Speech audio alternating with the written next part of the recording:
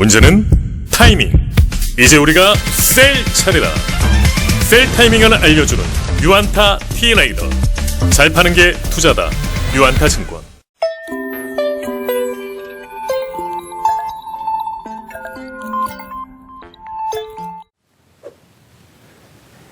안녕하세요. 유안타의 미디어 엔터 레저를 담당하는 박성호입니다. 오늘은 초록뱀에 대해서 좀 말씀을 좀 드리도록 하겠습니다. 네, 초록뱀은 투자자들께서 인식을 하시기로는 아마도 이제 국내 정상급 외주 제작사로 많이 알고 계실 것 같아요. 이 회사는 스튜디오 드래곤이나 JTBC 스튜디오처럼 캡티브 방송 채널은 갖지 않고 있습니다만 독립 외주 제작사 중에서는 과거 레코드는 굉장히 화려하다라고 볼 수가 있습니다. 올인이라든가 주몽, 거침없이 하이킥, 최근에는 이제 펜트하우스로 좀 유명한 회사이고요. 지금 기본적으로는 외주 제작사 모델이기 때문에 과거 한 몇 차를 제외하면은 거의 이익은 사실 내지는 못하고 있는 회사라고 좀 보시면 될 것 같습니다. 자, 이 회사가 지금 가장 과거에 스포트라이트를 받았던 시점은 한한령 직전이었던 것 같습니다. 자, 이 회사가 이제 소유 구조가 좀 여러 번 바뀌게 되는데요. 2015년 같은 경우에는 자, DMG라고 하는 이제 중화권 자본이 이제 이 회사의 이제 최대 주주로 지분을 참여하게 됩니다. 자, 이 회사는 이제 2016년도에 자, DMG 그룹하고 공동으로 한 400억대 제작비를 투입을 해서 빛의 연인이라고 하는 드라마를 제작한 바가 있습니다. 이 빛의 연인은 지금 현재까지도 중국 플랫폼에서 좀 틀어지지 못하고 있는 상황이고요. 공동 제작사인 초록뱀은 이제 받기로 약정한 돈을 다 받은 상황에서 뭐 문제는 없었지만 이제 중국 측 파트너 같은 경우는 아직까지는 이제 손실이라고 좀 봐야 할 것 같습니다.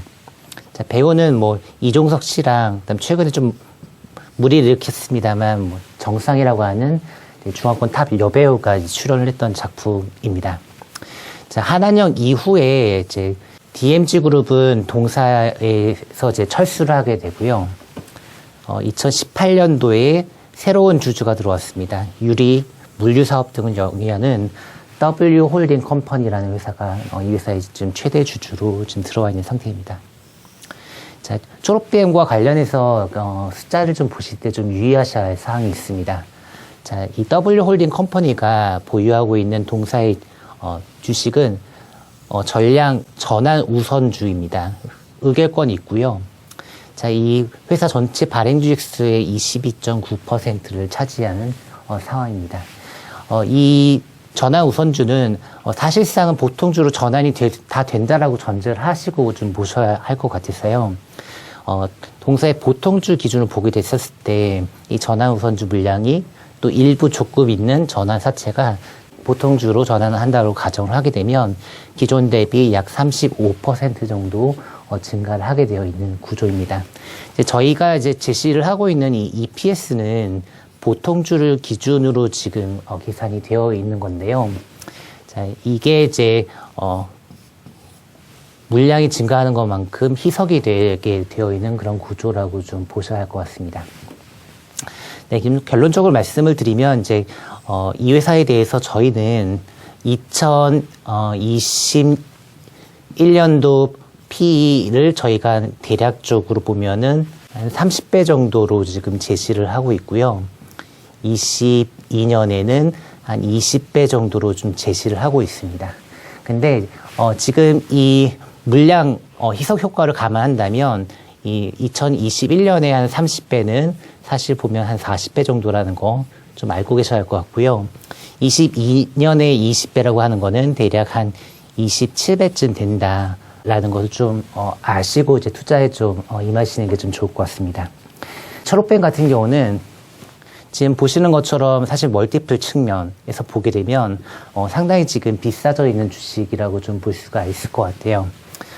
최근에 들어서는 이 회사의 주가가 뒤에서 좀 말씀을 드리겠습니다만 방탄소년단 관련 드라마 이슈로 거의 뭐 BTS의 움직임에 따라서 이 회사의 주가도 좀 연동되는 모습을 좀 보여주고 있는데요. 사실 펀더멘털 측면에서 보면 사실 BTS랑 연관이 뭐 크다라고 볼 수 있는 건 아닌 것 같습니다.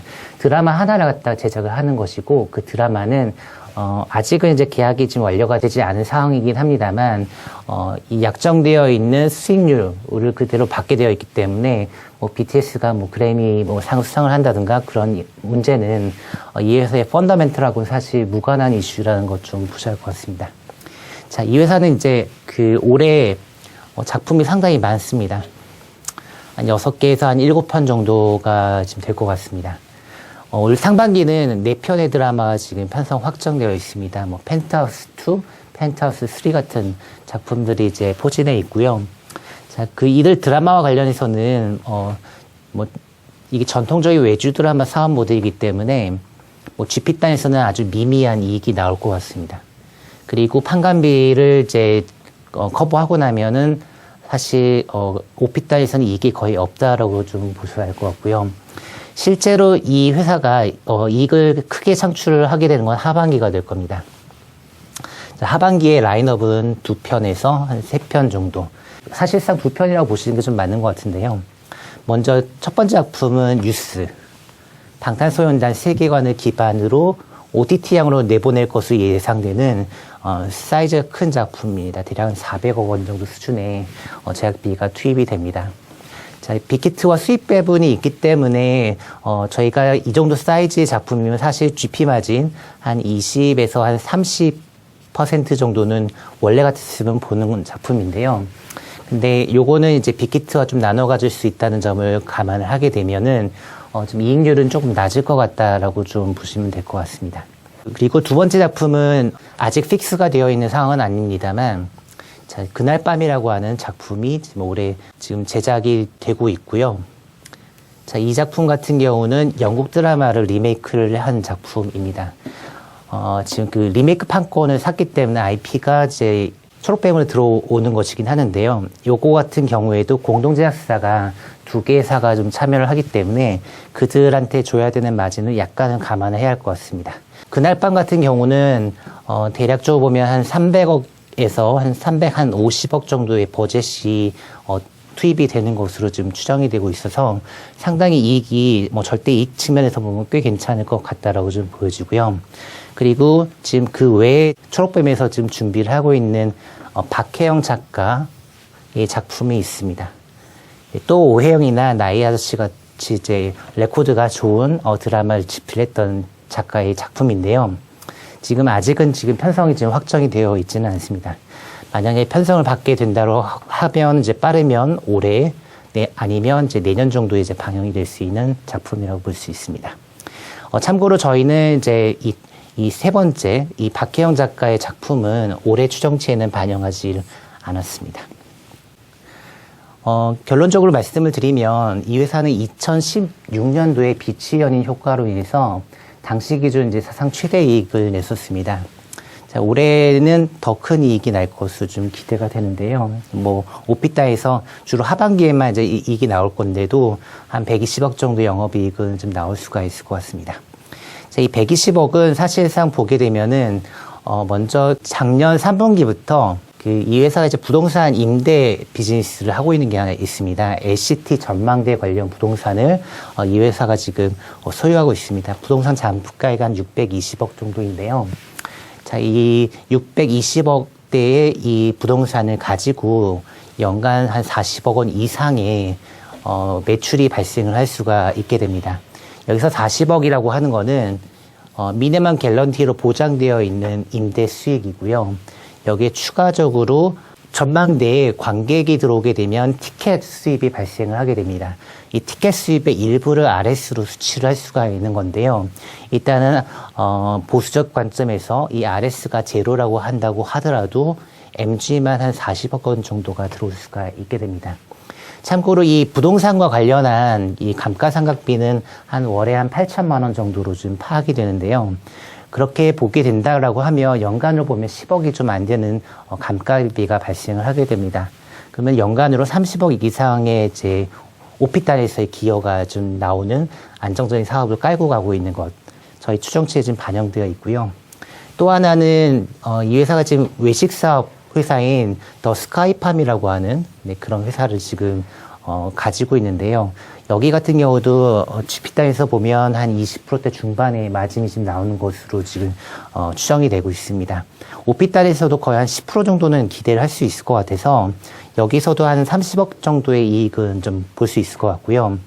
그러면 지금 보시는 것처럼 LCT 전망대에서 한 30억 정도, 그 다음에 더 스카이팜에서 한 30억 정도, 나머지 이익은 제가 아까 말씀드렸던 BTS 드라마와 그리고 크리미널 저스티스의 리메이크작이었던 그날 밤, 요것의 이익을 좀 보수적으로 잡아서 그 계산하는 게 한 내년도 수준의 이익이라고 좀 보시면 될 것 같고요.